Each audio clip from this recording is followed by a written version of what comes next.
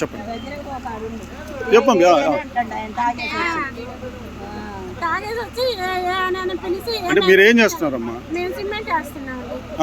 Cement వేస్తుంటే వచ్చి మీరు ఆఫ్ చేయండి, మీకు ఎంత కూలి అని అన్నారు. అంటే మా కూలితో నీకెందుకు, మీరు వెళ్ళి మీరు మాట్లాడుకుని అంటే మీకు అర్థం కావట్లేదు అని చెప్తుంటే మానేయండి అని అన్నారు. అంటే మేము మా మరిది కోపం వచ్చి ఎందుకు ఆడవాళ్ళని ఎట్టబెడతారు. ఇంత ముందు కూడా వచ్చారా, గొడవ చేశారా?